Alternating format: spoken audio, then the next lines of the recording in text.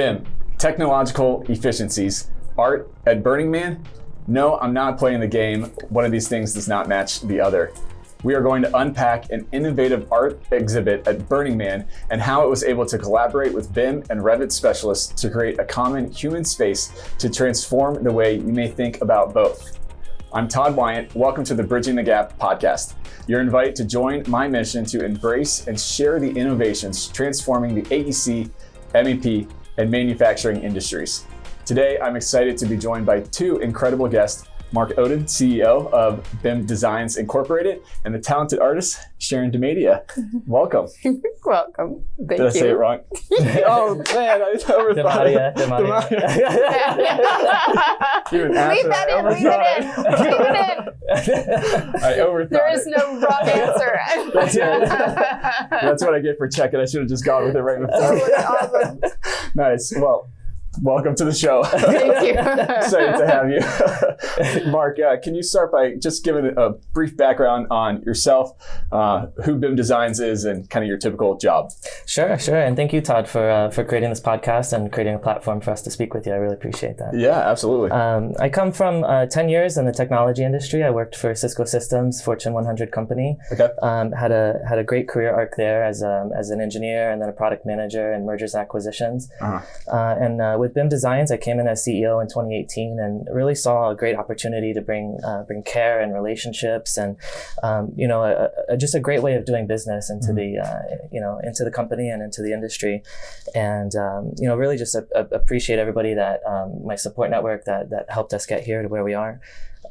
Just amazed with the detailing team that we've built. We have an expert team of journeyman detailers that can spread beyond their comfort zone and work on art in addition to the standard MEP. Awesome. Where can people find you if they want to get a hold of you? They can get me at bimdesigns.net or moden at bimdesigns.net. Awesome. Yeah. Awesome. And so, Sharon, you have a kind of a atypical background for an artist. How does a scientist become an artist? On accident. So my background was in research. I've got a master's degree and used to do human subjects research at CU in Boulder, and then worked in the health industry for 10 years. And I was raised by a physicist, so everything was logical, it was measured, and it was predicted. Yeah. And then it all kind of fell apart about 8 years ago, and it was like I was foundationless. And from that point, I really realized that, everything that really matters most is illogical, unpredictable, and it just can't be measured because it's this emotional space that we all want to navigate, and we're not quite sure how. So this integration of art technology and the human connection is like my medium. Yeah. How is that mindset shift of being in the science world where there's so much objective fact there, right, to coming into something more fluid? Well, the best science is always in finding the right question. There's plenty of science out there, and a lot of it not necessarily what you would say good science, if I was to label good or bad, but it's all exploration. And so what I realized is how important my science background was, because what I do is I'm a systems observer. I'm a mother, I've got 3 children. I was noticing how technology was coming into our lives in a way, and how it was influencing how they were and their friends in the world, and noticing how I felt about it. What am I going to do about it? And so science is all about observation, and from taking our observations then and finding a question that we want to answer. And that is creative. That's a very creative process. Innovation and imagination and design is all the creative purvey of the right side of the brain, not the left linear narrow hallway that oftentimes is what we're trained into and value. Interesting. So how did the two of you meet? We met through my cousin when I started to spend a lot of time working in Phoenix, where our headquarters is at. I really wanted a creative space on top of all the discipline that I was bringing into my life and into the company. And Sharon and I went on a beautiful hike. We both love hiking, and just got to know each other, and really honored her vision. And I really believe in a lot of what she's bringing to the world. And so that very much attracted me helping her. Nice. So how did you bring up the art design concept to Mark and kind of start to just open up that conversation? Well, it's an interesting thing because it's all relationships. I think everything, how we are in the world is a relationship. We have relationships with, inanimate objects, with technology, with people, with nature. And so, when we were introduced, my friend Matt is just, I think you'd really like my cousin Mark, and go on a hike or do whatever, like here's the information. So it always starts with the relationship. And so it was very organic. It's not like I didn't even know what Mark did at the time, and I think kind of my greater understanding now and how I feel about how we do design business is, and back to the science, there's always an order of operations. And quite often we start with this idea of how does somebody fit into where I'm going instead of, so it kind of, I think that if we flip and start with a relationship that organically, that trust and that transparency, it just develops. And so, but oftentimes we start with the opposite in business relationships. We look at the profiles and all that. And I intentionally don't, I intentionally don't look at a LinkedIn profile before I meet somebody. I just want to meet them as they are. And then it was through conversation that everything that developed in a really great partnership built on trust, which is something that is challenging in today's world. So we built trust first. Yeah, and these traits are all traits that I really try to bring into the company and bring out to our client base. We very much care about the relationships and the trust that we build with our clients. And Sharon has really just a natural part of that. And it's very important to keep strong people in your life and people you support and people that support you. And she's been amazing for that. Awesome. Yeah, I heard recently that you have to slow down to speed up. For the tying in the relational part of it, that and that's something I have to kind of check myself on. I'm a achiever, go-getter, right? And so to slow, I love the relationship part, but I can sometimes get too caught up in it's here's the end thing. The best soup requires a simmer. Sure. You don't throw all the ingredients into the pot, crank the heat, and think you're going to get something delicious.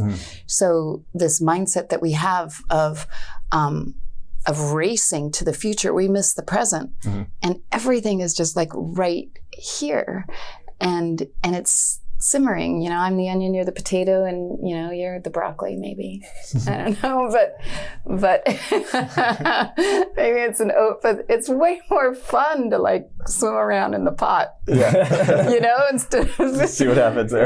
Right, exactly. Yeah. And it brings joy back into every single day. That you don't know that a hike 2 years ago turns into a podcast in Atlanta. Right. Amazing. Yeah. Talking about all the things that we all care about at the end of the day. So Mark, when Sharon started to talk about her art vision for the exhibit, what about it kind of inspired you to, or even to connect the dots of, BIM and Revit can help in this process? Yeah. It was very much the challenge of trying to understand the artistic representation and visualizing that, and really challenging my team to hone in on that creative problem solving approach. Revit was a fantastic tool that helped us illuminate and create exactly what Sharon was looking for, and she was able to build upon that and take that into fundraising and socializing the concept. And I really I'm really proud of the team for their accomplishment and stepping forward and taking on that challenge. Sharon, did you know anything about the BIM and Revit world beforehand? No, nothing. Nice. And I was human physiology. Okay. So I love to read about things, but an understanding of software, I kind of look at systems as how we stack software, and how we want to integrate them together so that there's this seamless, basically like manifestation of someone's vision, right? We're just taking all these different moving parts. And so that was a really critical piece, was to partner with Mark and then the detailers, because I see the world differently and they see it differently, but we're all translators of each other's visions. And so it was a critical piece because it gave a concrete representation of something that was happening in my mind and put it into a way that not only myself could gain a greater understanding, but all the other people that had to come together to get this. It was a big installation. It was 250 feet around. Wow. I mean, I had a semi truck. It was a lot of moving parts and a short timeline. I mean, we had literally months. I think you guys came up with the design within 5 months it was built. Oh, wow. Yeah. From concept to design. Yeah. It was pretty remarkable. So it was really an important piece. And it was amazing to go through the entire spectrum from concept to design in a short time frame. It really was a very humbling experience, and allowed us as a company to really honor the architect and honor the engineer and honor the subcontractor. They're going through so much to really make these marvels of construction, and to go through the entire spectrum of that in a short duration really helped me empathize with the clients and their needs and their concerns. Yeah, that's interesting. So I imagine that collaboration would have to be, one of the main drivers in order to make that short timeline work. What were some of the stress points, or how did you work through collaborating quickly and sharing your vision, but then talking to the detailers that, as you said, see the world differently and probably have a different vision in their mind's eye? How did you work with them to, make sure everybody's on the same page? It's all communication. And sometimes I put two words, we talk about communication, but often communication is very courageous because, it does ask you to be vulnerable and to say, I don't know. And we're like in this world where almost you're not allowed to not know, but yet there's so much that we don't. And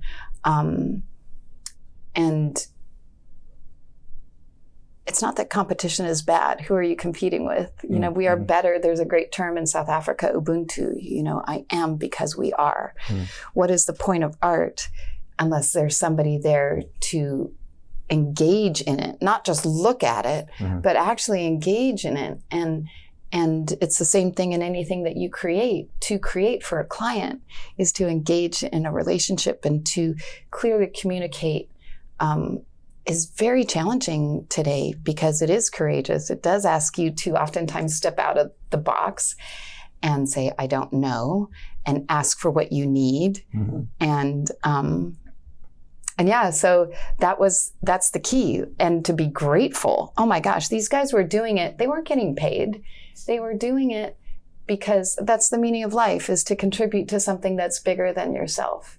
And what are those things that we contribute to on a daily basis? How do we show up? And so Mark and his team really showed up as this critical piece and foundation that then allowed me to courageously go out and find the funding and learn about fabrication. I was having to learn about a ton of things, and to have that piece held by somebody else was really important. That trust, to get back to that. Oh, sure. Like, I knew that was happening. I trusted that it was. And so the fast iteration meant I could move on to something that I, again, didn't know and didn't even know who was going to help me in it.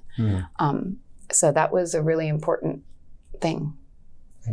And Brian and Ty, the detailers that helped Sharon, they did volunteer their time, and they were very gracious with it, and they dedicated themselves to the collaboration and the communication aspect. Really understanding Sharon's vision and turning that into a reality, and then going above and beyond, researching how they would use the tool, to use Revit to solve the problems, provide the lighting, the shading, everything that everything that we were hoping to build. They really dedicated themselves to doing. And I appreciate them so much for that. That's awesome. Yeah, and I don't have to understand what they did. It just came out pretty, and I was like, yes, this, not that. And that's the thing too, is we don't understand really what goes into all the different layers of what we create and how much time that takes to do that. And we just look at something and go, that's a nice watch, and so like their time, and to trust that process, that's all art. Yeah. It's all art. They are artists. There's no one here in this room that isn't.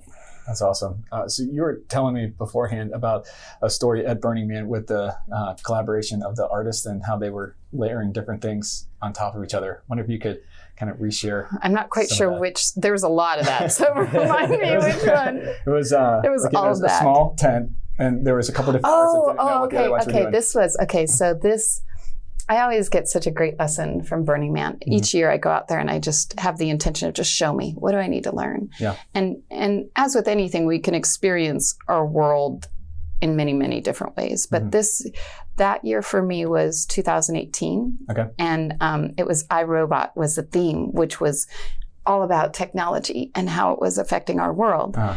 And I had just a very serendipitous meeting with a random stranger, which is so wonderful, and I have them out here, by the way. Yeah. Like I live Burning Man out here. I have random and interesting people all the time. All the time. You just have to engage. Mm-hmm.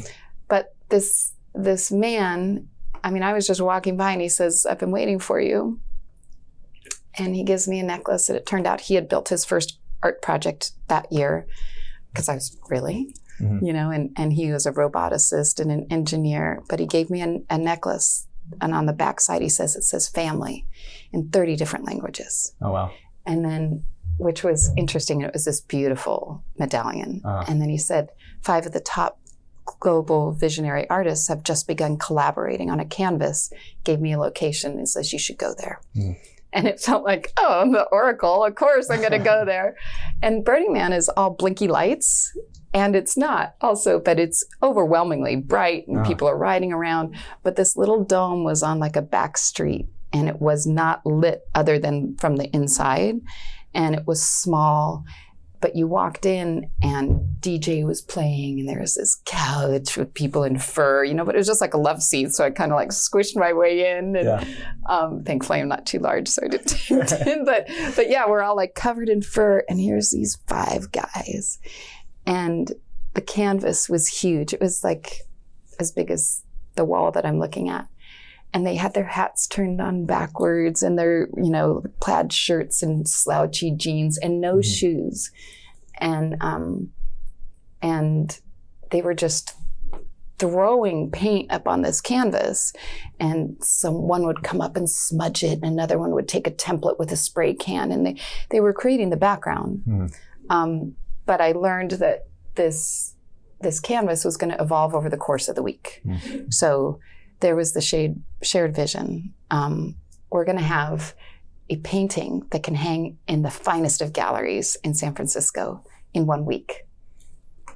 How we're going to get there, we don't know, because here was 5 of these artists, and I watched them throughout the week. I was fascinated. I would stay all night long until sunrise, and I'd bring other people in. Mm.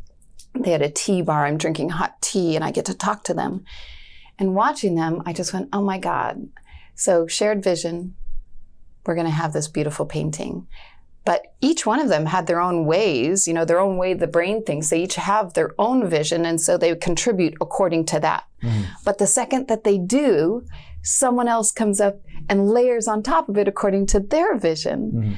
Mm. And when that happens often in the business world, we hold tight to our vision and get upset. Oh, wait, but that's not how I see it. But these guys laughed. Mm-hmm. Oh my God, that's better that way. Wow, who knew? So they could hold on to nothing other than the shared vision that we're going to get to this place at the end.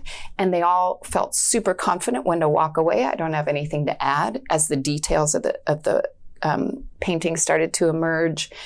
And then they would come back. Oh, okay, and they'd add in something. But I would talk to them, and they said, yeah, it's exactly that. It is this allowing of everybody to bring in their visions and this beautiful collaboration where you're not holding so tightly to the fact that it has to be my way.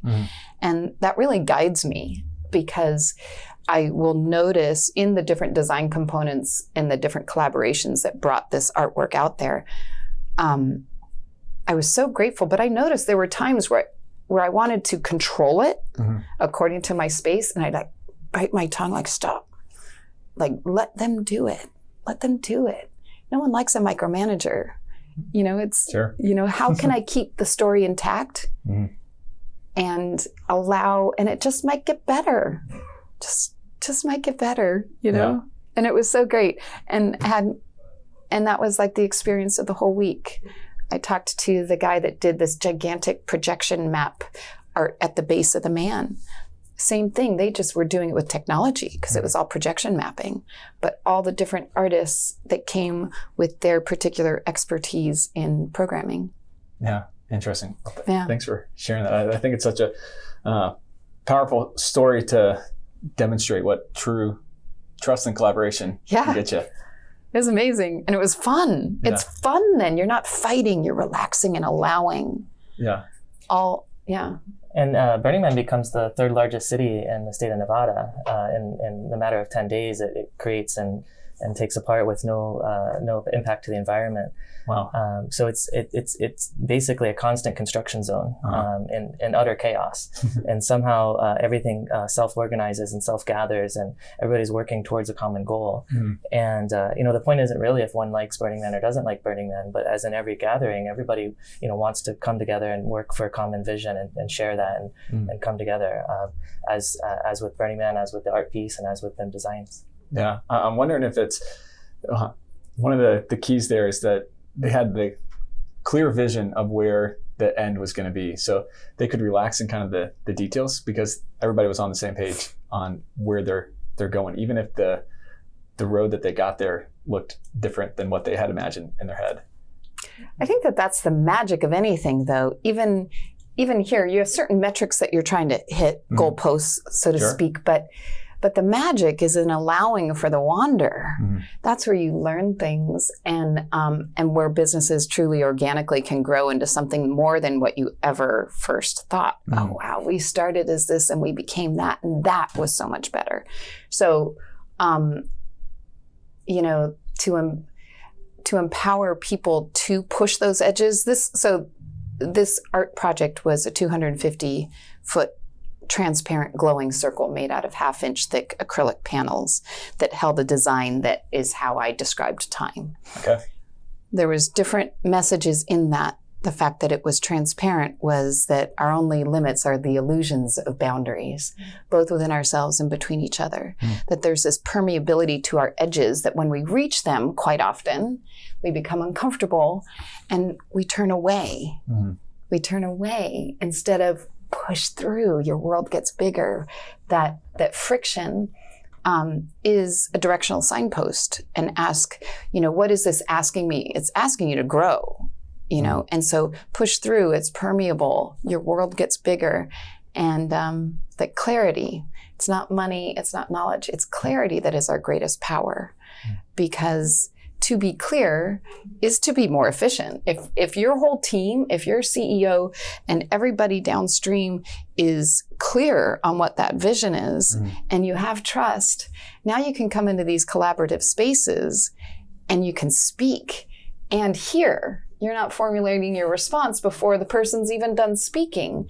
You're actually truly engaged, which we know statistically only about 20% of the workforce is actually engaged in what they do. And yet we spend so much time at work. The joy to be joyful in work. Oh, wow. How would that feel? Amazing. Like I'm so lucky. And so efficiency and clarity translate directly to profitability. So the health of the whole organism of whatever company that is relies on these factors that we're almost afraid to explore, if that makes sense. And that's what's so beautiful about Burning Man, is it gives you permission to do that. But like Mark said, whether you like Burning Man or not, it is a beautiful representation and microcosm, but I live it all the time. And that's practice. We have to bring that into our businesses. As in the practice of clarity. Yeah. It's incredibly important to have that clarity within the organization with your clients. Helping us visualize what their artistic rendition is exactly the clarity that we seek with all of our clients. Interesting. So let's get into the kind of nuts and bolts of the creating this big art installation in the middle of the desert. Yeah. How did that whole process go? What were some of the challenges of that? I imagine it's not super easy getting things into where Burning Man is. So just before that, so there's all these different moving parts, even just to create before you build. Yeah. And everything about this art project was about precision, where I wanted to move fast and it forced me into slow. So this transparent glowing wall held 26 humanoid life-sized canvases. Okay. They all had foam cores that were used, a CNC laser was used to cut these molds. But they had all these ridges. And so I had to sand all those forms. Oh, wow. And no one gets paid. No one other than the vendors, hopefully. But to bring in volunteers, and you were sitting there and all night long, it was like Karate Kid, wax on, wax off. And learning when to push hard, when to back off. How do I smooth this surface that was going to allow the collaborators then, because each of these humanoid forms, once smooth, they got primed and painted with gesso, which is what we put on canvas, so that it can receive the medium. Gotcha. So that's what makes a piece of cotton white. So I painted them all with that. They all got a heart, and they held a theme that is shaping our world. Everything from empathy, consciousness, to seek, and adventure, and addiction, and guilt, and forgiveness, and sex. All these different topics that are challenging, take courage to talk about. Yeah.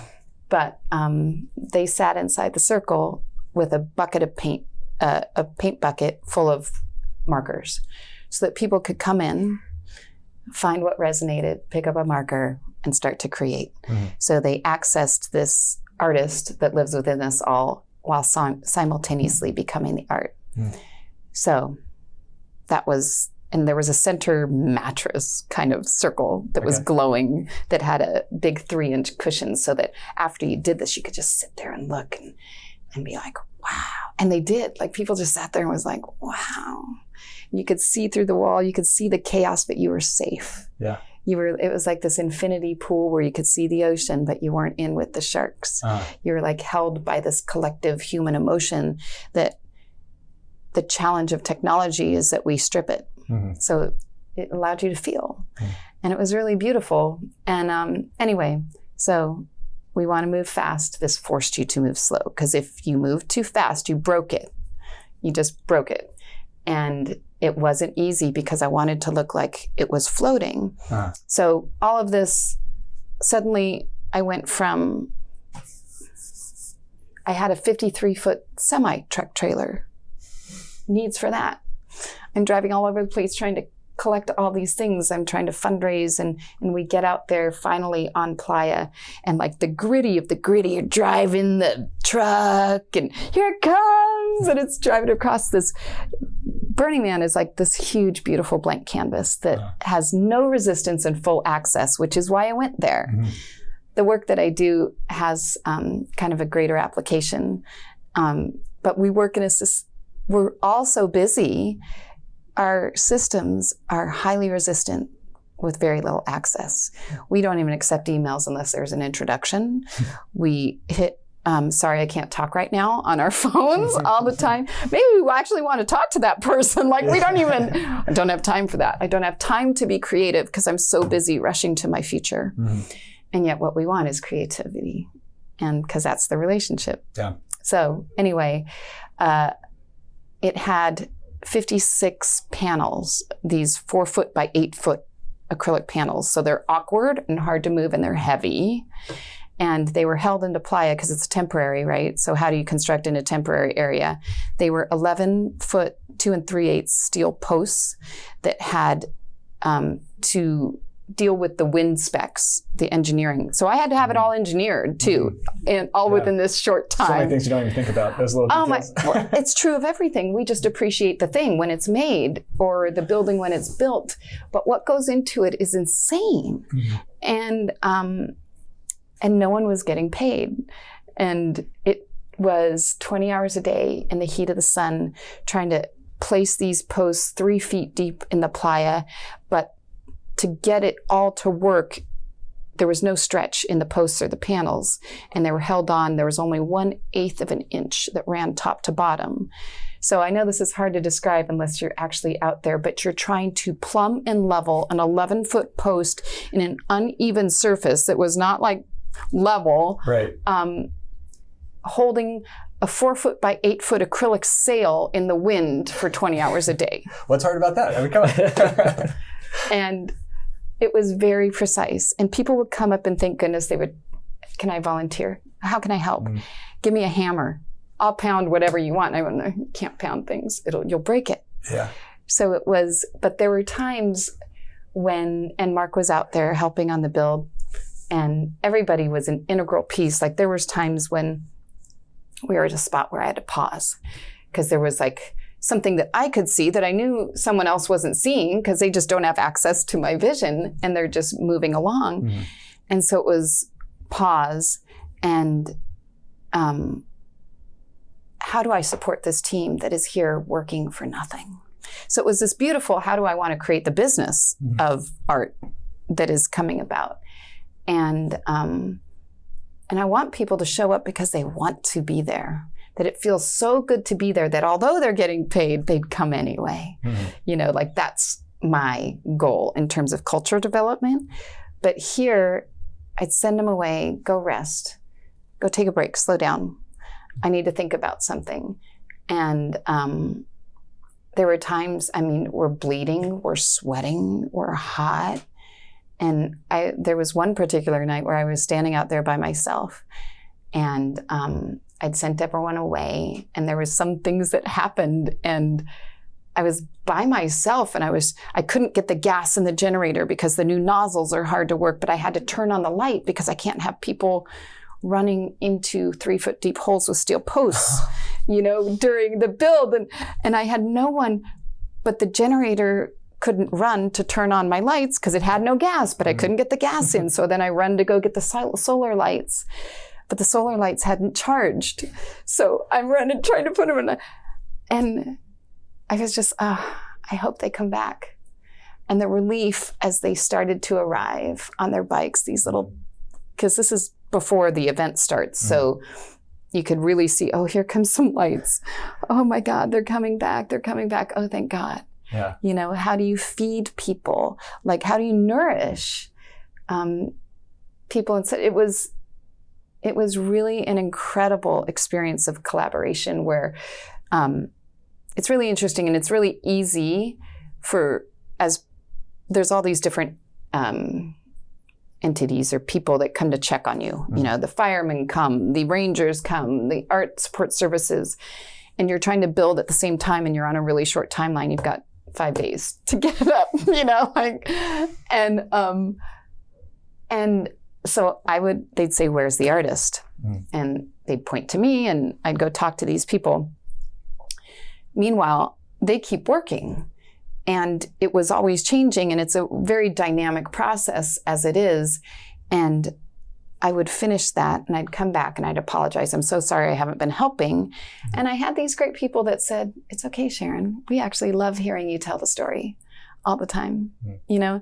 And to, again, trust your team and knowing that, and I could see things, but they were more experts in the construction because I had to keep leaving and to allow them to be the expert and not having, so that was a big thing. Like, who's the artist? I get to put my name on it, but it wouldn't have been there if it wasn't this beautiful collaboration over time that started, you know, and that is how we construct cultures and business and partnerships between business and client that can do things that you can't have ever imagined, you know, like that's awesome.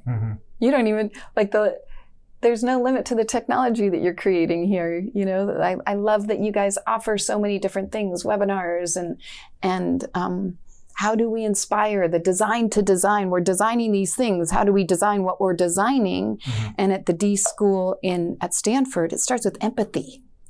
Empathy. And that's like for yourself, for the people that you're working with. And yet up until about 8 years ago, for me, it was just a word. I didn't really understand it. Oh, empathy. Is that the same thing as sympathy? You know, like what's compassion? And I couldn't even say the word love. And yet it's everything that we want. We want to love our work. How does that happen? Yeah, so that was art. So it was this beautiful, in a small space, different expression of how to construct business relationships, human relationships, how they're not separate. It's not personal and professional. It is one. You are one person in the world working with all of these different moving parts to create something that inspires love and connection, right? Yeah. Maybe? Yeah, absolutely. I don't know. One of the things that struck me as you were talking is going back to having that end sight and vision in mind and communicating that. When you said that they enjoyed hearing you tell the story over and over again, on the importance of not just having that end vision and talking about it once and moving on, to keep circling back to that and that share the story and the end of what you're trying to accomplish there. It's practice. That inspires people. I know when I worked in the corporate space, who knows the corporate vision statement? Like, does anyone know it? Yeah. The mission statement that marketing departments come and agonize over. Does everybody actually know it? And do they believe it? Hopefully everybody applied this because we spend all the time right, exactly. Right, we spend all of this time to craft these things that do they translate down to all through, like every piece is important. And if you don't know why you are there, there is no joy. Yeah. And back to the build process, it was very difficult, very very time constrained. There were no journeymen on site. Journeymen at a construction site, make or break the job. They're constantly learning. They're constantly trying to be better the next day. So there was no journeyman. There was no foreman kind of directing the troops. We sort of had to create, build based on the journeyman's design, based on Sharon's vision. But we were all just doing our best at it. 14-hour, 20-hour days, in 120-degree weather. So the time that there is to work through any personal challenges that you have during that just doesn't exist. So you immediately have to just, grow leaps and bounds to help that vision become a reality. We danced. Nice. We danced. Yeah, you've got to. Something to break it up. You gotta dance. You gotta laugh. Like, what's the point of it all? What's the point of anything? I kind of have these 4 rules. It's always speak from love, not fear. And pause long enough. There's the pause again. Pause, like, why am I doing this? Why am I reacting this way? Or pause long enough. Contribute. So do something that puts something into the world that you can be proud of, that creates a better world, hopefully. Don't hurt anybody.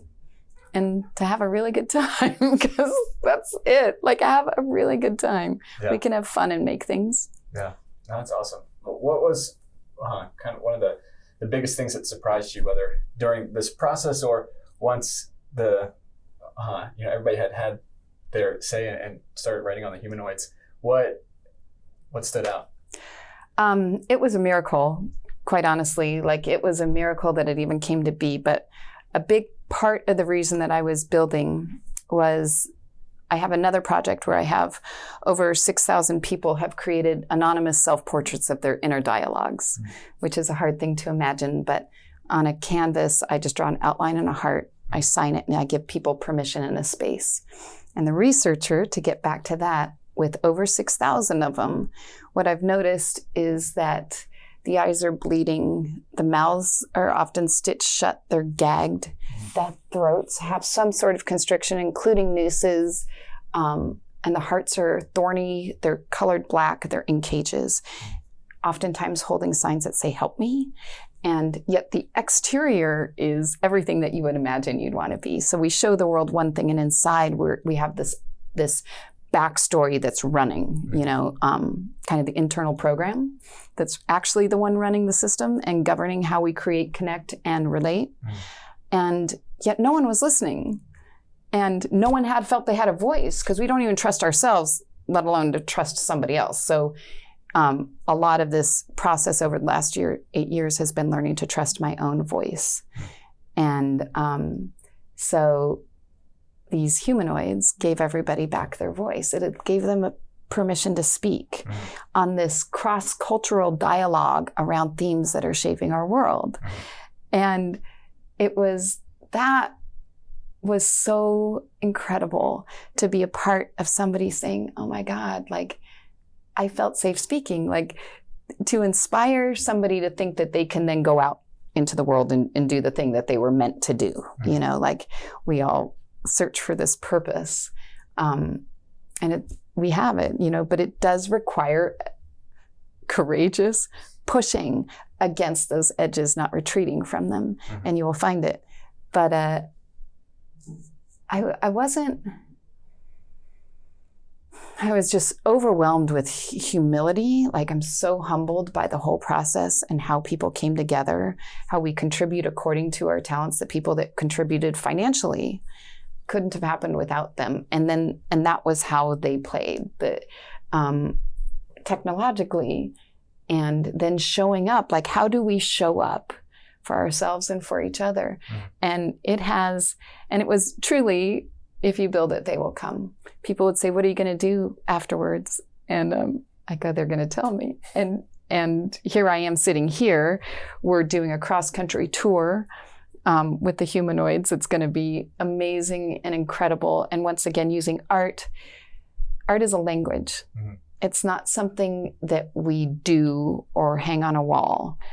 It is something that we speak. And throughout time, we've drawn what was important to us on cave walls and graffiti walls now. I was here.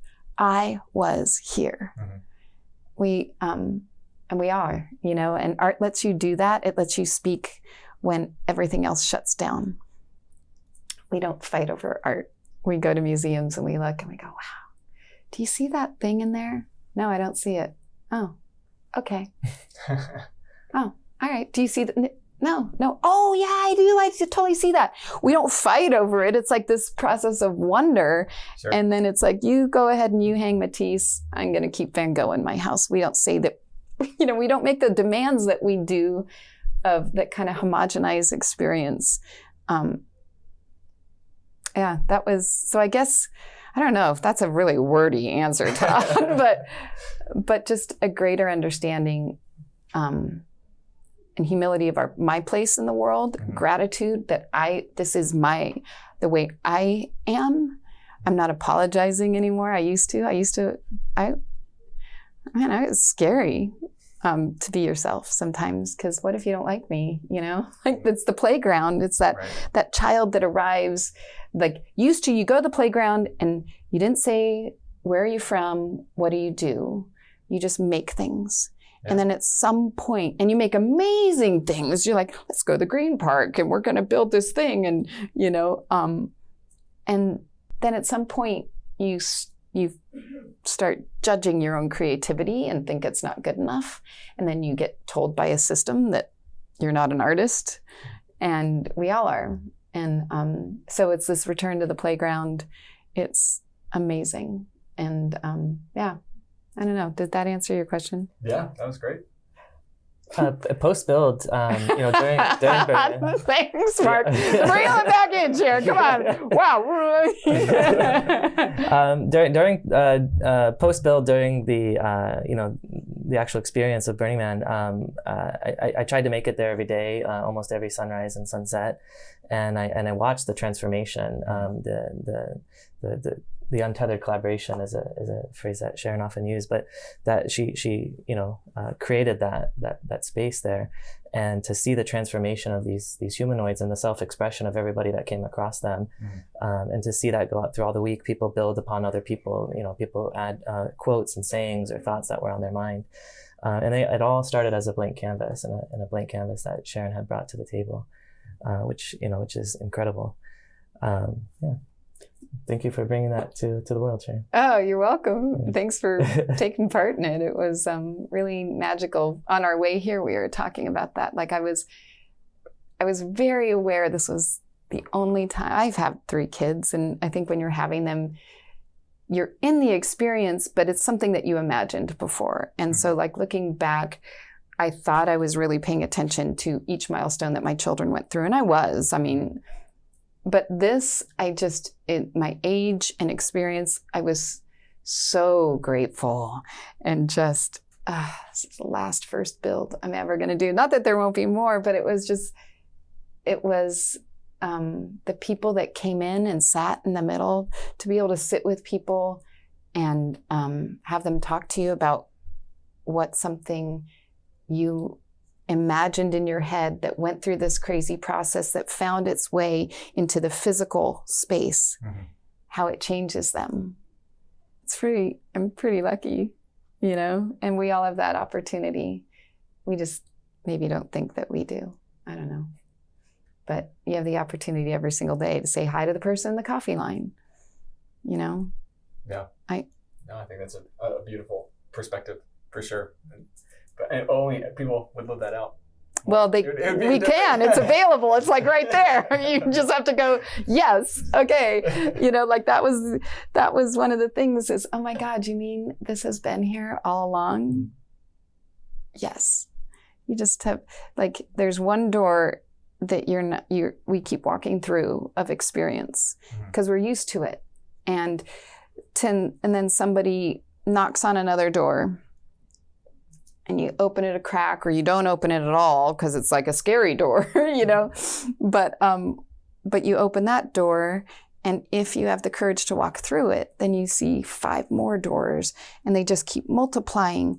And again, it's a practice of courage, of opening and pushing against these edges instead of turning away, because who knew that this software that works on building the guts, could bring art to Burning Man in such a beautiful, awesome way. And hopefully, talking to Ty and Brian and you, engage a different thought about how we are in our businesses. I am an artist. I am an artist with this software. I can't use it. I don't want to understand it, but I'm grateful for it because it allows me to do what I do. And construction has so many amazing traditions that I really through the company and through Sharon and through the way we experience the world, I want to honor those traditions, and I also want to integrate technology into that, and that's where applied really resonates as well. So integrating technology into the construction space to truly change the game. Is an immense story that I think we can all share in.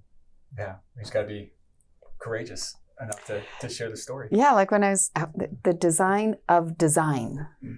How do you do that? It's ontological. We are designing technology as it is designing us back. We are absolutely participating. How do we participate? From a place of complacency or courage?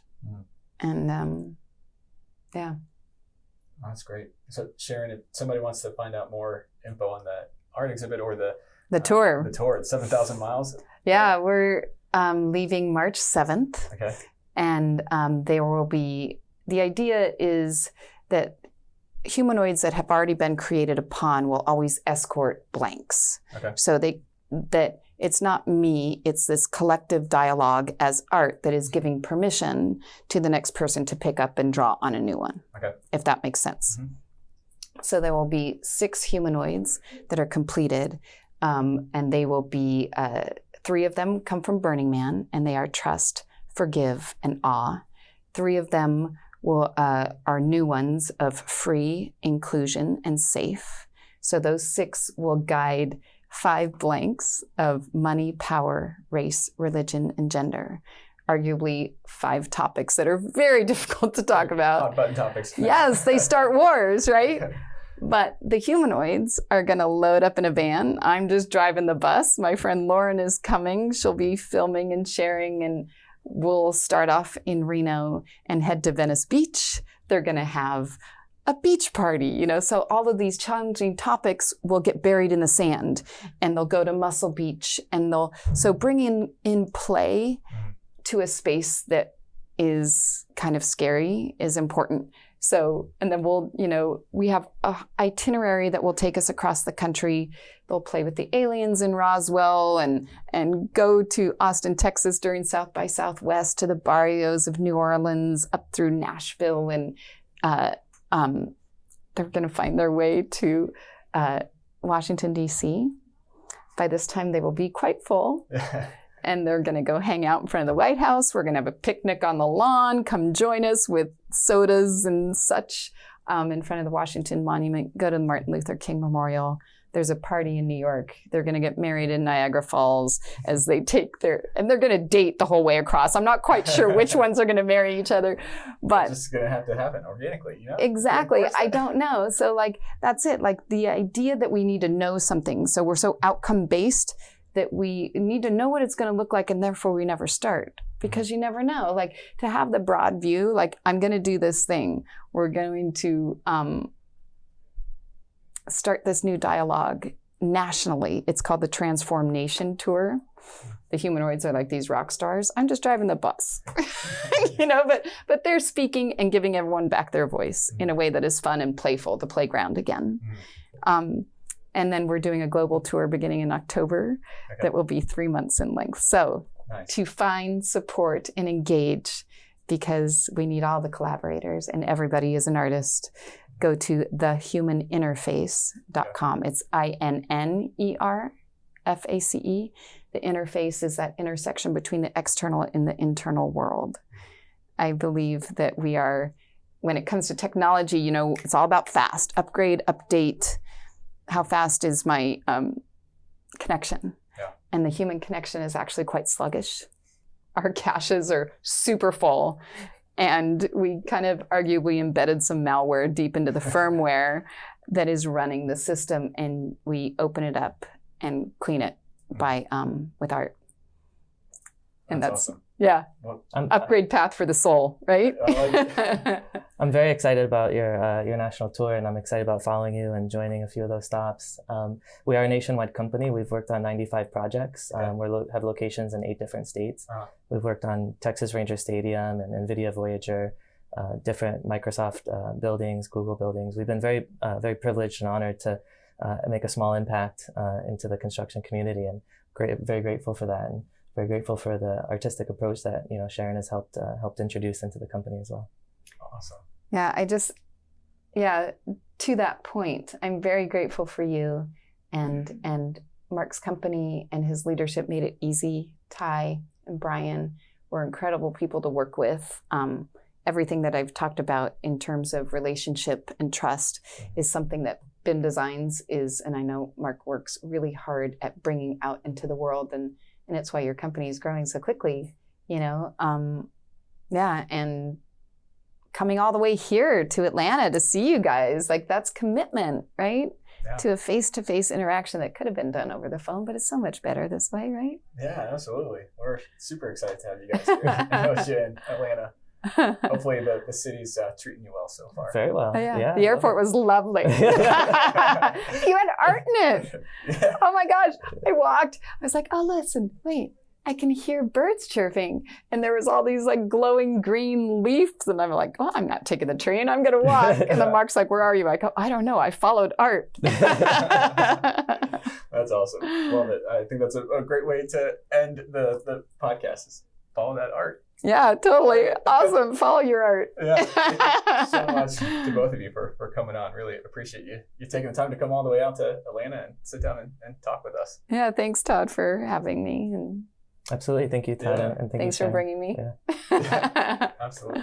All right, and thank you guys to those watching. If you would like to know any more information, you can visit ASTI.com, or you can go to bridgingthegappod.com. You can listen anytime by simply going to Apple Podcasts or Spotify or wherever you listen to podcasts. Until next time, I'm Todd Wyant, thanking you for listening to the Bridging the Gap podcast. Keep innovating.